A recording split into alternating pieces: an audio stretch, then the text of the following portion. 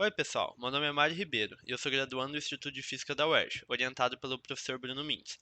Essa é a apresentação sobre o caminho andado do começo do projeto, que é sobre hamiltonianos, pseudo-hermitianos e mecânica quântica, até onde a gente chegou no trabalho. Por mais que o título seja esse, a apresentação vai compreender um fenômeno que até o fim do projeto a gente espera que será visto sobre a ótica da formulação pseudo-hermitiana. Começamos a discussão falando sobre o vácuo e a diferença entre o vácuo clássico e o quântico. O clássico é dado pela ausência de matéria, radiação e campos, e ele é considerado vazio. O vácuo quântico, por sua vez, admite a presença de campos eletromagnéticos e gravitacionais, e possui uma energia mínima, que é chamada de energia de ponto zero. Ela é causada pelas flutuações quânticas no vácuo, e é esse fenômeno que pretendemos estudar. Vale lembrar que, para simplificar os cálculos, usamos as unidades naturais. Vamos estudar o caso de um campo real unidimensional e livre, descrito por essa lagrangiana.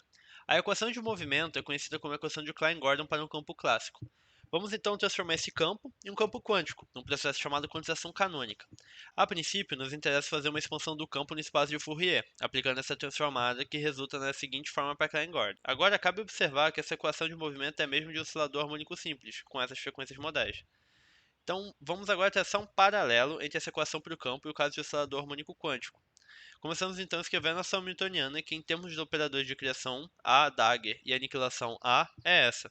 É fácil de ver, portanto, que os estados N, definidos ao aplicar o operador de criação ao estado fundamental, sempre vão ser autoestados da hamiltoniana, com os altos valores definidos por N mais meio vezes ômega. Esse resultado é bem fundamental da mecânica quântica, uma vez que, nesse caso, os altos valores sempre vão ter valores reais e vão representar os estados de energia do sistema.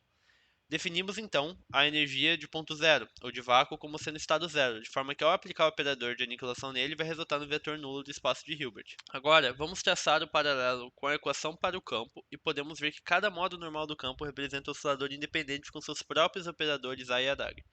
Consequentemente, você tem essa hamiltoniana para o campo e percebe que a energia de ponto zero vai ser um somatório infinito de todas as frequências possíveis de cada oscilador harmônico, e isso acaba sendo um problema.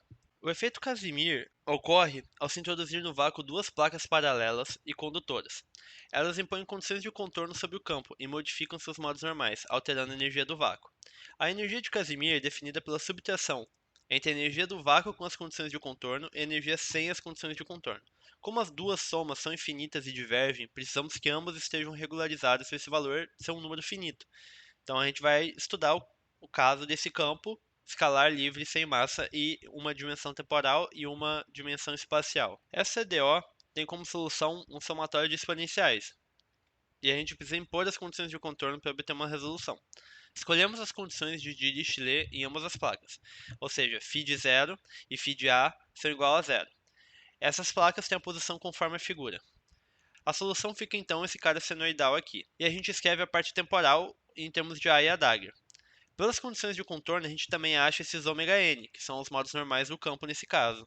Então, jogando no termo da energia de ponto zero com condições de contorno, a gente vai ter esse somatório aqui. Como queremos um valor finito, temos que aplicar uma regularização para essa soma convergir.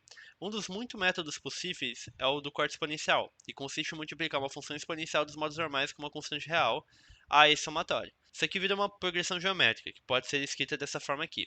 Resolvendo a conta e expandindo em Taylor para lambda igual a zero, esse é o termo da energia dentro das placas. Para o termo fora das placas da energia, a gente faz o mesmo método de regularização, e resolve essa integral para L tendendo a A. Ou seja, L sendo a distância entre as placas é o mesmo que trazer uma placa do infinito, onde a energia de Casimir é zero, para x igual a A.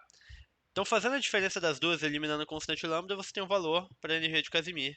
Então, concluindo, o efeito Casimir é um exemplo prático interessante dessas flutuações quânticas do vácuo, é uma boa introdução à formulação hermitiana da mecânica quântica, e a gente consegue, por meio desse estudo, provar que essas flutuações exercem uma força nas placas, que nesse caso aqui, o sinal negativo indica uma força de atração. Agora, devemos partir para estudar o efeito Casimir dinâmico, e ao compreender esse fenômeno e estudar a introdução à formulação pseudo-hermitiana da mecânica quântica, estudar uma aplicação onde o efeito Casimir dinâmico é regido por hamiltonianos pseudo-hermitianos para concluir o projeto. Muito obrigado a todos por assistirem. Aqui as referências.